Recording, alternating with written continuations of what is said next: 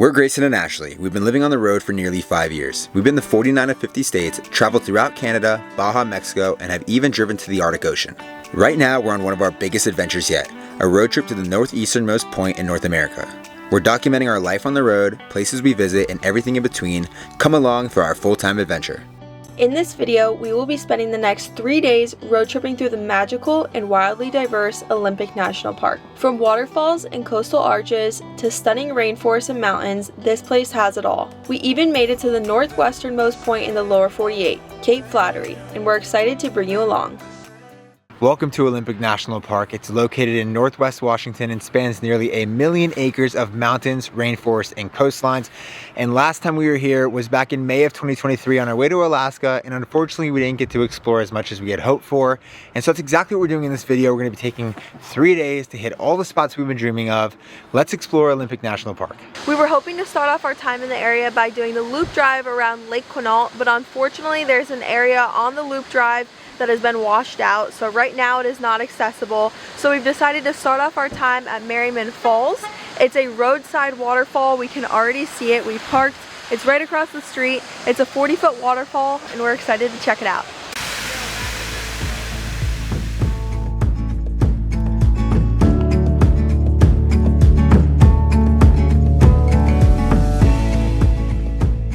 Typical PNW weather. It has already started raining after being here for just a few minutes, but it really does add to the overall beauty of the waterfall and the lush greenness all around us. And as long as you have a rain jacket, you're good to go.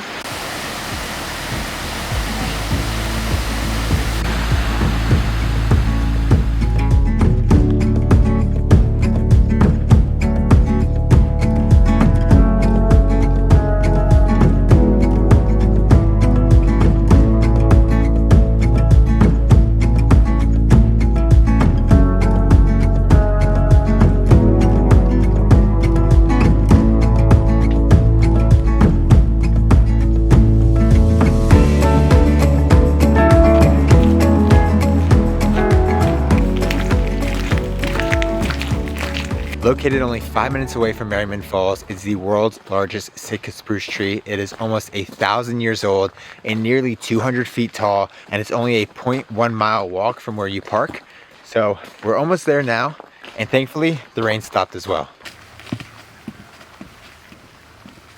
There are tons of tall trees around here, so you don't even see the tree until you turn this corner back here, and once you get on this bridge, look at that thing. Standing over 190 feet tall and nearly 12 feet wide, this Sitka spruce is one of the largest in the world, estimated to be over 1,000 years old. It thrives in cool, wet climates with over 12 feet of annual rainfall growing stronger with each passing century.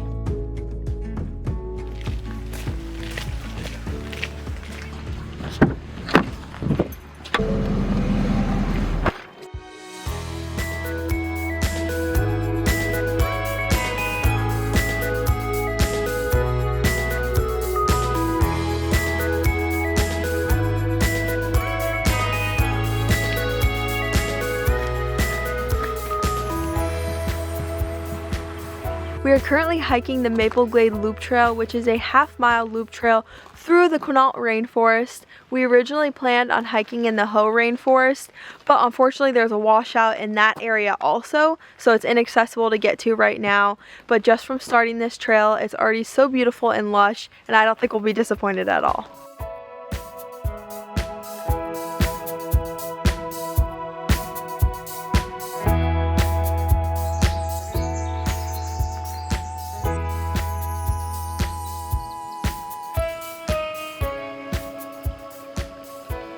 It's crazy how quiet it is here. We've only seen a few other people on this trail, and as you walk around you can hear the birds chirping, the little creeks that are next to us, and all of the little critters flying around.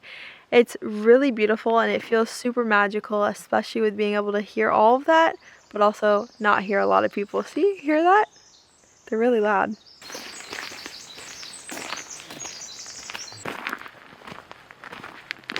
The Quinault rainforest gets up to 12 feet of rain each year, creating a lush green world of mossy trees, giant ferns, and misty trails. It's part of only a few temperate rainforests in the world, and it's often called the Valley of the Rainforest Giants. because it's home to record-sized trees like Sitka spruce, western red cedar, and Douglas fir. Many of these giants are hundreds of years old. The Quinault River winds through the forest, feeding into the still reflective waters of Lake Quinault.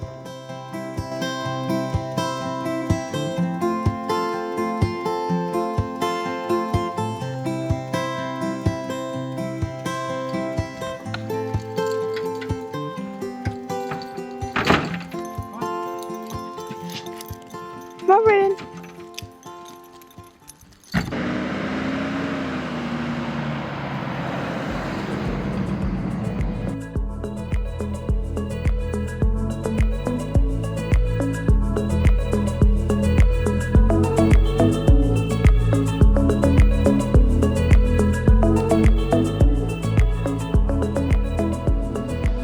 Our last stop for the day before finding camp for the night is Ruby Beach.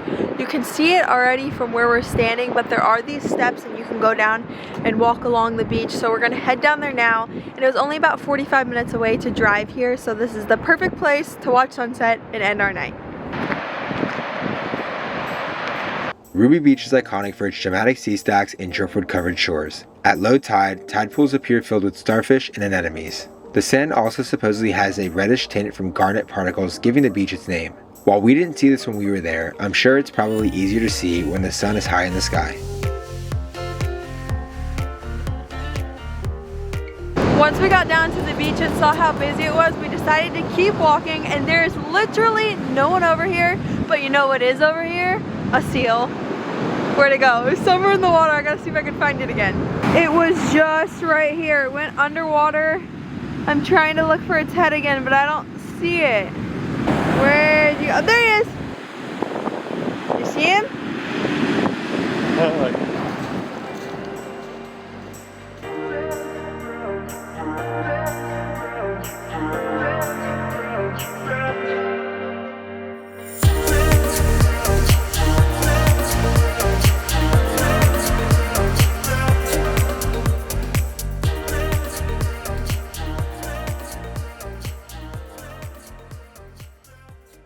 Last night we stayed in a little pull-off between Ruby Beach and the town of Forks, and we decided as we made our way north that we should stop and see what Forks is all about.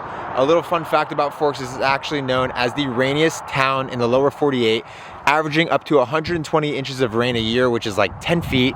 Super crazy. It's also known for the video series that was filmed based on this area, not actually filmed here, which is Twilight. We haven't really watched much of it or any of it at all, but we decided to stop on our way north to see what the hype's all about. It's ironic that this is the rainiest town in the lower 48, and yet it is a beautiful bluebird day, but that can change in the matter of 2 seconds. So just because it's sunny and nice out now doesn't mean it will stay that way. But honestly, fingers crossed, because we have run into a lot of rain recently.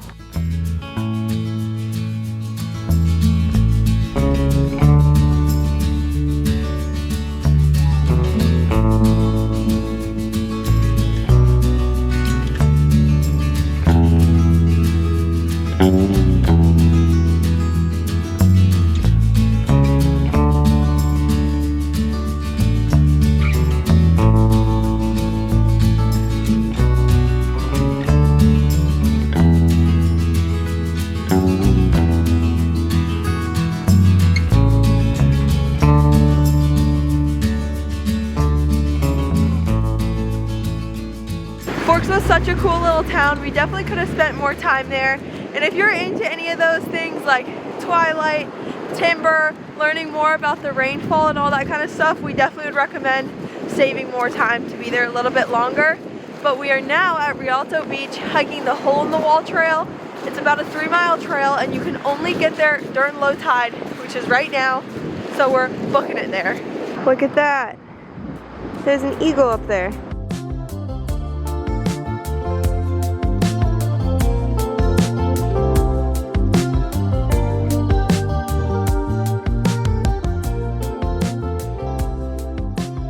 We've made it to the spot that this hike is actually named for. You can see the hole in the wall here, and it perfectly frames a sea stack in the background. And it is a little bit busy, but honestly, a lot of people aren't actually walking through the wall to see what this hike is all about. This view is incredible. It's crazy how it perfectly frames a sea stack, and I think a lot of people are missing it. So if you come here, walk through the wall, come to the other side, and check that. I mean, look at that. Of course, hole in the wall is a huge highlight for this trail, but another highlight is the tide pools that you can see. So on our way back, we're gonna check out some of the tide pools and hopefully we can see some cool stuff, maybe some starfish and other cool things like that.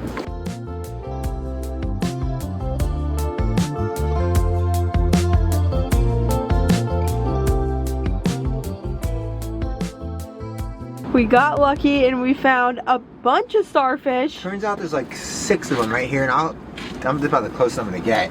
There's one there, there's 2 stacked there, there's one there, there's actually a small one under him, kind of, and then there's 2 right there, so there's 7 right here. And then this one under here is an absolute monster. Look how big that is. We found even more. Oh, look at this. They're so big. Can you believe it? Now that we've found a few starfish, we just keep finding more and more.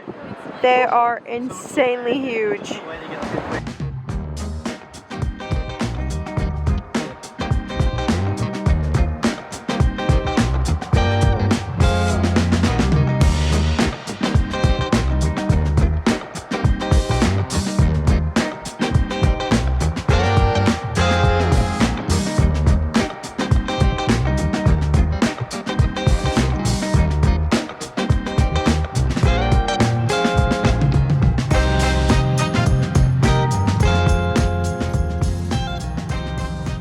After checking hole in the wall off of our bucket list, we knew while we were up in this area, there was one more thing that's super high priority on our bucket list that we need to check off. And so we drove an hour and 45 minutes north to a place called Nia Bay, and there's the Macro Reservation. And on this reservation, you can actually access the northwesternmost point of the lower 48, which is called Cape Flattery. It's a 1.5 mile round trip trail. We're super excited for it and can't wait to actually see it with our own eyes.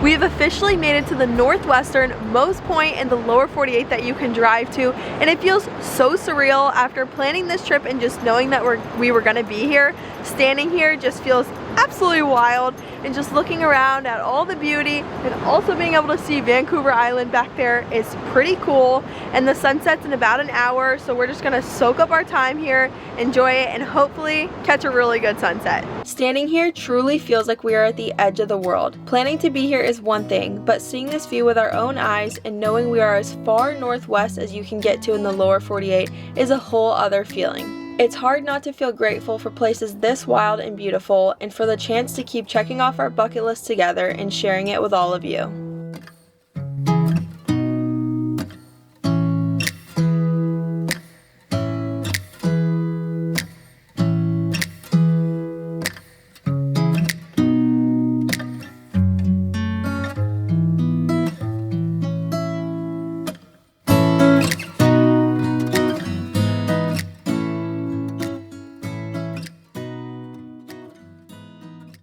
After watching sunset last night at Cape Flattery, we drove around an hour and 45 minutes to a nice little hip camp. We had some things to get done on the camper, like dumping our tanks and refilling them, but it was the perfect stop because our adventures today start only 10 minutes away from where we stayed last night.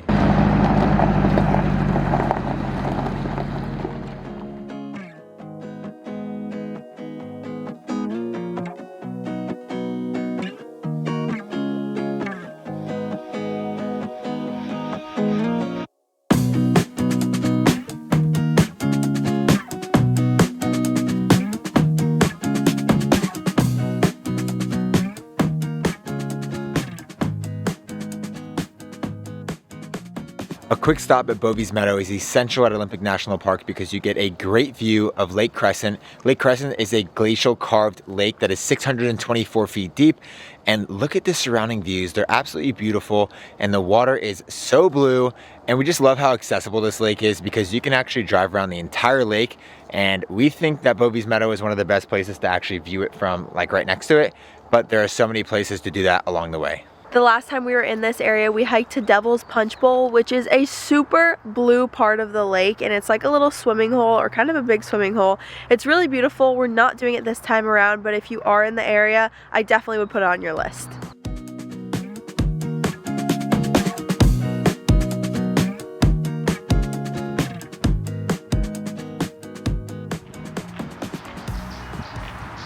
Well, we can hang out at Lake Crescent all day and just enjoy its beauty.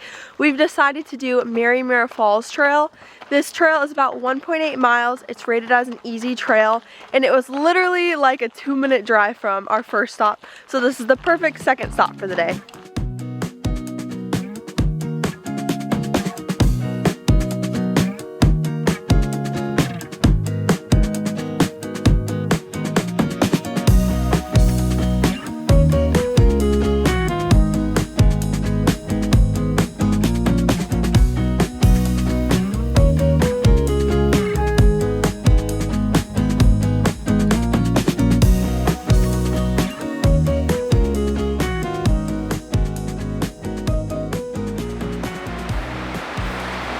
There is something so magical about being out here in Olympic National Park, especially with this weather being as good as it's been and being surrounded by all of the greenery and the river, and I can actually already hear the waterfall. We're getting close to it now, but it is just such a beautiful day. The air feels so nice. It feels so clean, fresh. I don't even know how to describe it, but it's just such a good feeling, and I'm really excited to get to the waterfall.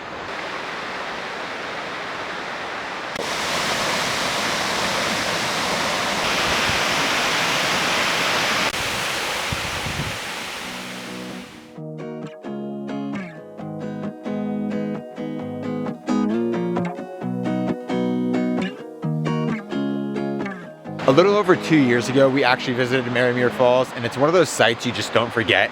Watching that waterfall kind of flow down the rocks so beautifully between the green moss is something we remember so distinctly about this hike, obviously because that's what it's all about. But it's so cool to be able to come back and revisit places we've been in the past and get a fresh view of how beautiful and how amazing it is.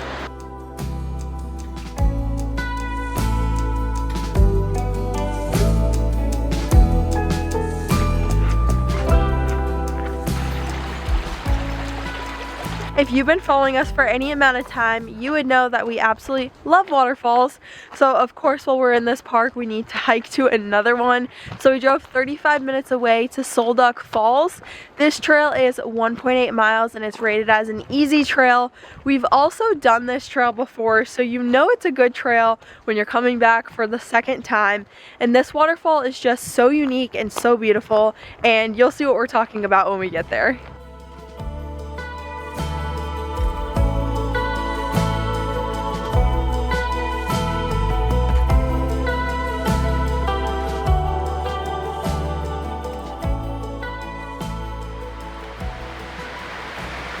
Made it to the waterfall, and let me show you what I'm talking about. So as you can see behind me, there's 1, 2, 3 different streams coming down, which is really different than a lot of other waterfalls, and just the green surrounding all around us, and the bridge, and then the mist that's coming off, it's just beautiful.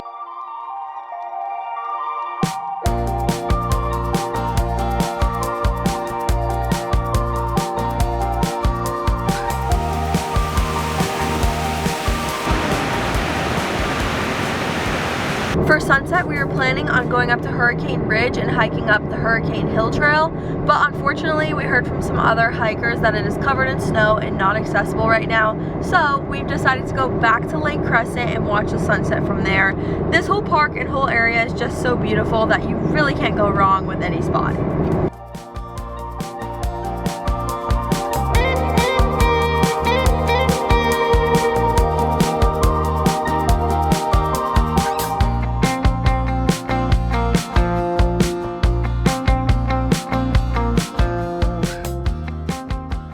We drove over to the lodge for sunset. Definitely not a bad place to spend the rest of the day, but we just wanted to thank you guys for watching this video and coming along with us on this journey, especially up to the northwesternmost point.